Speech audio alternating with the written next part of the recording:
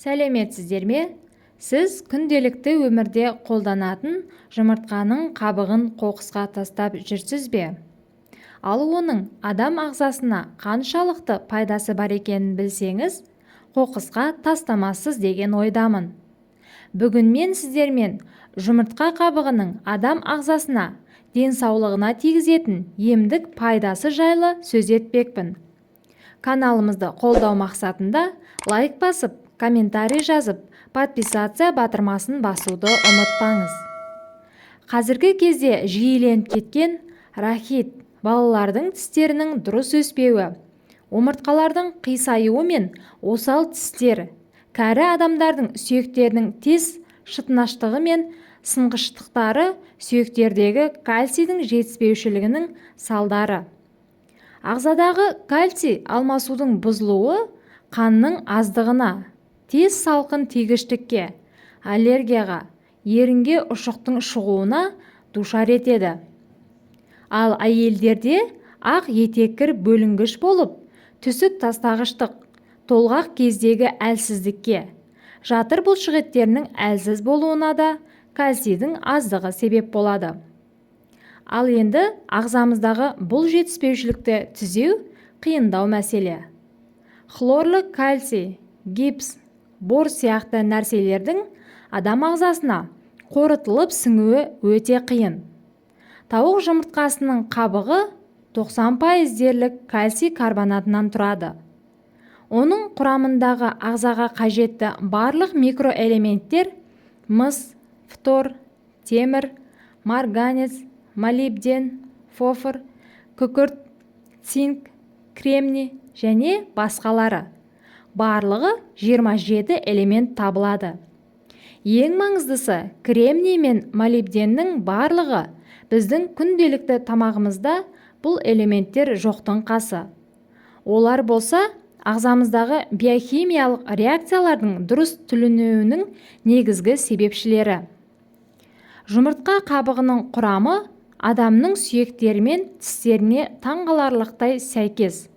Онымен қоймай, жұлындағы қан жасаушыларының жұмысын күшейтеді. Сәйкесінше, ағзаның түрлі радиациялық әсерлерге шыдамдылығы арта түседі. Тамаққа қосылатын ұнтақталған қабықтардың ағзаға пайдалы жоғары терапевтік белсенділігі мен бактериялық немесе басқа зиянды нәрселердің жоқтығын көрсетеді. Үйрек немесе қаз жұмыртқаларының ондай қасиеті жоқ.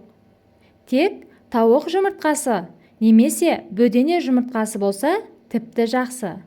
Бірақ бөдене жұмыртқасынан бізге өте көп қажет болады. 1 жастан бастап сәбилерге берудің пайдасы айтарлықтай жоғары. Жұмыртқа қабығы ағзадағы радионуклеидтерді шығаруға да үлкен себебін тигізетіндіктен экологиялық қауіпті аймақтағыларға да пайдасы орасан зор. Себебі ол жұлынға жиналып қалатын стронций 90-ды жойып отыратын күніне 2-ден 6 граммға шейін қолданылуы керек. Қолдану әдісі тым оңай. Тазалап жуу жеткілікті болады. Кішкене балалар үшін 5 минуттай қайнатылады. 1,5-нан 3 граммдағыдай жақсылап майдалап, кофе үкіштікке өткізбеген дұрыс болады. Күніне 1 реттен жас мөлшеріне байланысты қабылданады. Қатты қабықты тазалап жуып, ұсақтап құрғату үшін майлықтың үстіне жайып қойыңыз. Әбден кепкенін күтіңіз. Ол үшін 2-3 күн күтсеңіз тіпті жақсы. Кепкен қабықты алып, ұнтақтаймыз. Блендермен немесе дәкені 2-3 қабат етіп қабақты орап алып, соңынан сыртынан балғамен ұрып ұнтақтаңыз. Кәдімгі ұн секілді болып түйіршік қалмайтындай ұнтақтағаныңыз жөн болады. Мұндай ұнтақты үнемі қолданған жағдайда қан қысымы мен жүрек қағысының жұмысы жақсарады. Зиянды холестерин деңгейі азаяды. Зат алмасу процесі қалпына келіп, қалқанша безі ауруларының алдын алады. Гастрит те бұл осы жұмыртқа қабығының әсерінен жазылуы жоғары. Қан тазарады. Балалардағы рахит пен анемияның алды алынады. Аллергия емделеді. Шаш пен тырнақ қатайып, безеу шықпайтын болады. Жүйке жүйесінің қызметі жақсарып, барлығы да осы бір ғана жұмыртқаның әсерінен адамның жалпы жағдайы жақсарады. Алайда ұнтақ кейбір ауруларды емдейтін дәрі-дәрмектің орнын баса алмайды. Бірақ ағзаға аурудан айығуға көмектеседі. Мамандардың айтуынша, жұмыртқа қабығының ұнтағын әзірлеуде тек үй тауықтарының жұмыртқасын пайдаланған жөн. Жұмыртқадан ұнтақ әзірлеу тәсілі өте оңай. Жұмыртқаны ішіндегісінен міндетті түрде тазартып алып, жұқа пленкасын алып тастау керек. Қабықты жуып 5 минуттай қайнатады. 5-6 сағат кептірсеңіз де жарайды. Ұнтақты қараңғы жерде және шыны ыдыста сақтаған дұрыс болады. Сондай-ақ піскен жұмыртқа қабығынан да ұнтақ дайындауға болады.